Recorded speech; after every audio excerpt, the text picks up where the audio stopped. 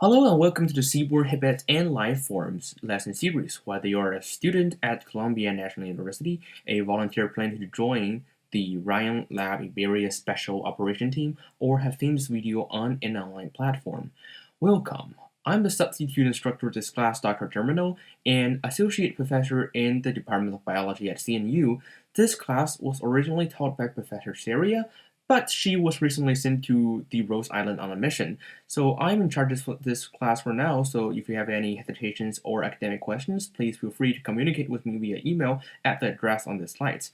Of course, if you are a CNU student, you can also come hang out with me in my office, which is located in the Ocean Cat Building, room 200.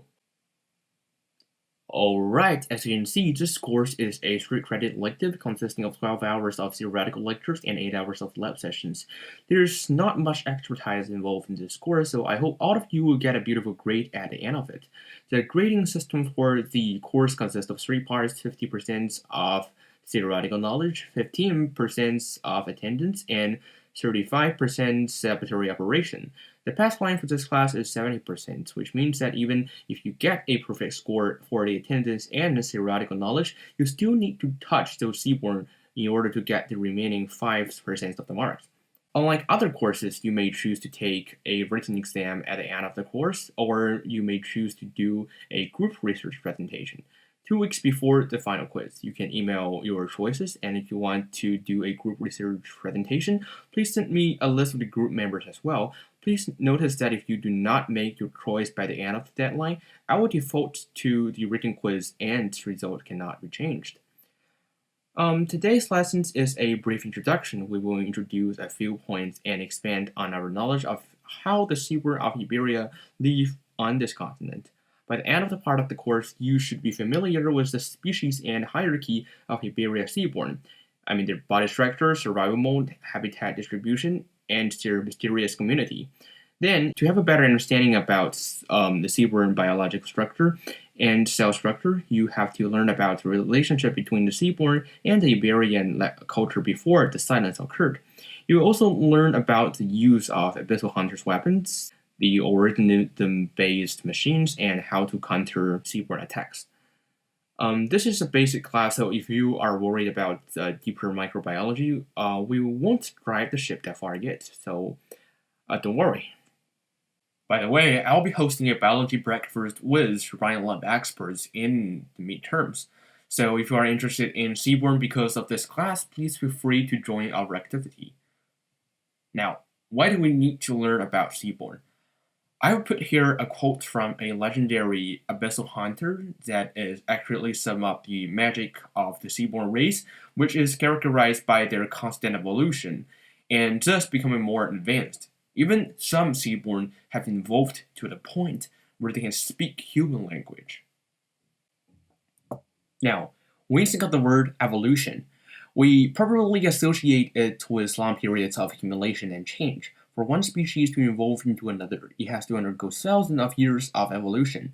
The change of the species may originate from the change of their living environment, or it may be due to the stimulation of organisms to make them change their appearance. However, Seaborn, as one of the outliers, they make the way of evolution incredibly simple. That is, by feeding on the tissues of other organisms, or even just part of the body cell mixture, the genetic materials of other organisms into their own body cells, and finally reach the ability to evolve.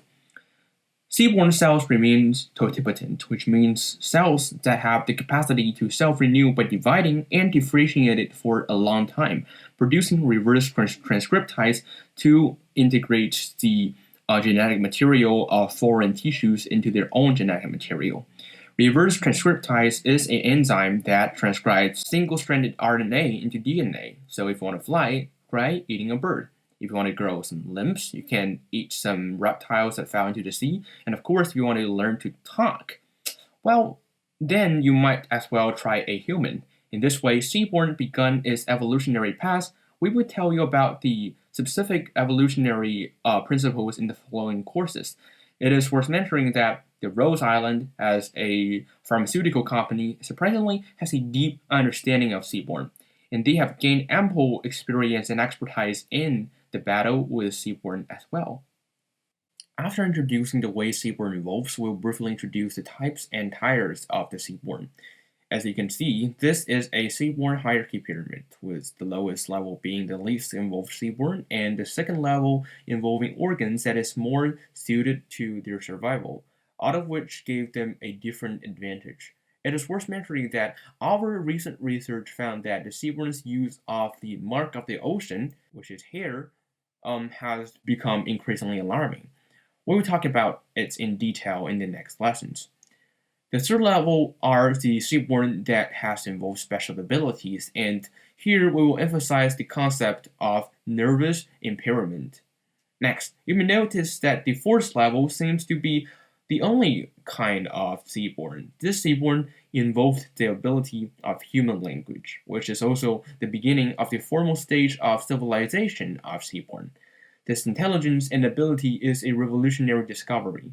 Located in the top of the pyramids, the Seaborn on the fifth level are the mysterious creatures in the true sense of the word, and as they appear and disappear and can blend in with human as well. And their powerful ability are so surprising that it usually takes an entire elite squad to suppress them before they can barely compete with them. The Seaborn of this tier are the leaders of the community, the perpetuators of the civilization, and the top of this evolution of creatures like Seaborn. Of course, we do not know where the end of the Seaborn evolution is, and we do not know whether there is a more mysterious creature at the top of this pyramid. So we need to strengthen the study of it, and that is one of the reasons for this course. As involved, those who start to develop more human-like intelligence and consciousness transform both physically and mentally.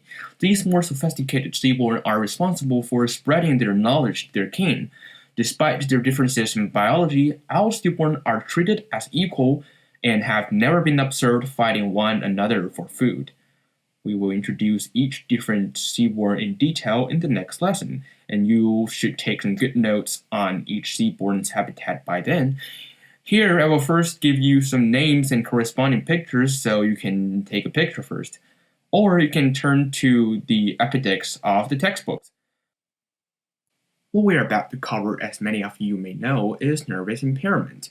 As some of you may have heard this concept in your high school guard class, as it is a form of elemental damage. Certain Seaborn are capable of inflicting elemental damage built up to their opponents through various methods. If the elemental damage buildup reaches a certain threshold, the target will receive various negative effects depending on the type of the elemental damage inflicted. Please look at this little deal, which is located in here. You can interpret this as the amount of nervous impairment that a normal person can take.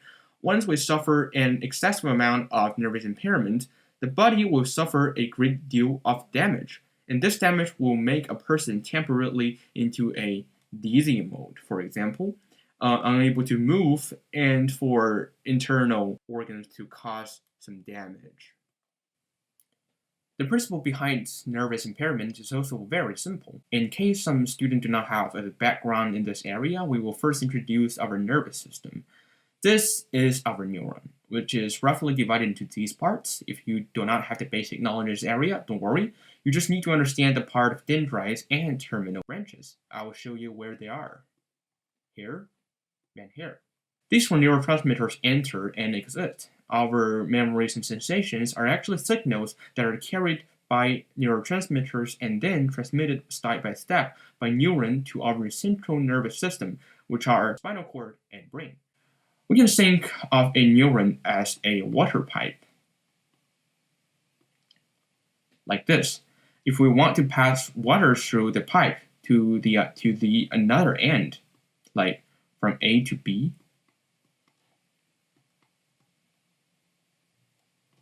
we need to build numerous pipes and connect them so that the water can finally pass through.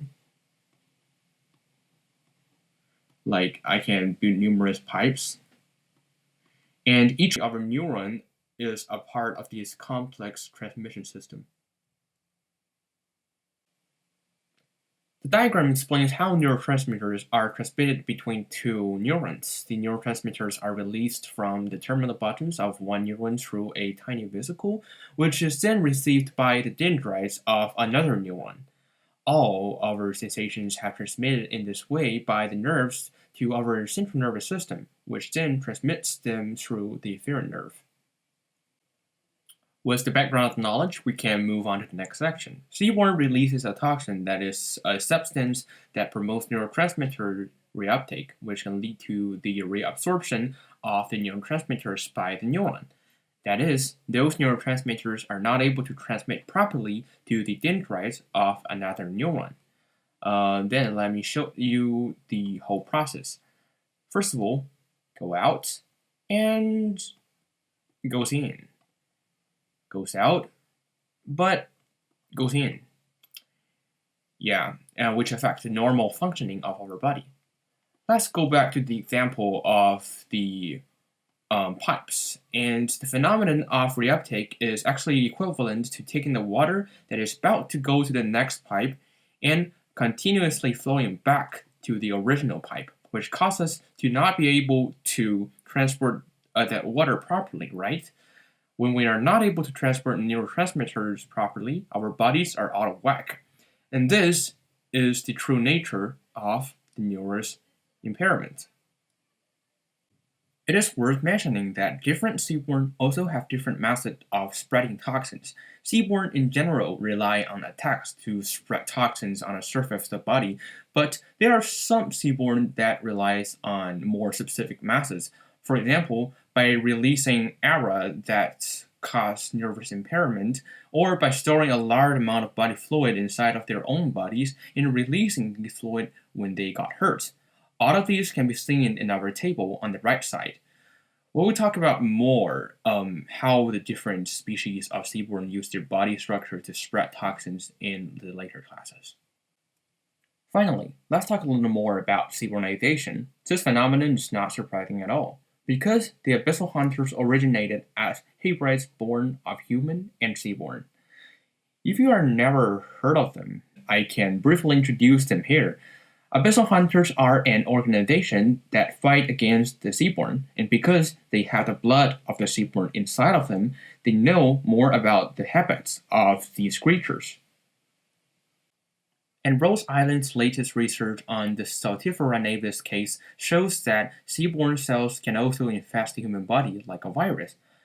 As an example, the Iberia crow chose to eat raw seaborn flesh due to the scarcity of food.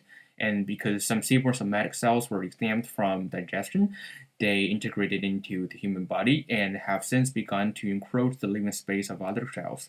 These cells multiply and eventually turn the human into another creature completely. At the same time, some of the crow members attacked by seaborn also showed the same symptoms because of the wound on their body.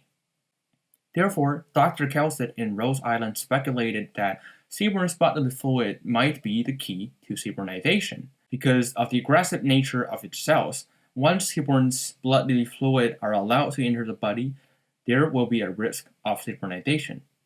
It is worth mentioning that seabornized humans and believers in the gods of the deep have formed the Church of the Deep, which intends to study the evolutionary capabilities of seaborn to eventually evolve a perfect body. And seaborn has the ability to brainwash other creatures to a certain extent, so many residents of Iberia have joined the Church of the Deep. We will go into more details about their history, beliefs, and current status in the next part of the course. So, that is a brief introduction to this part of the course, and of course, we will continue to cover all the points in depth in the next lessons. So I hope you can still keep up and have some interest in the mysterious and dangerous creature of seaborn. You can take a break and eat some canned vegetables. We will see you in the next video. Bye.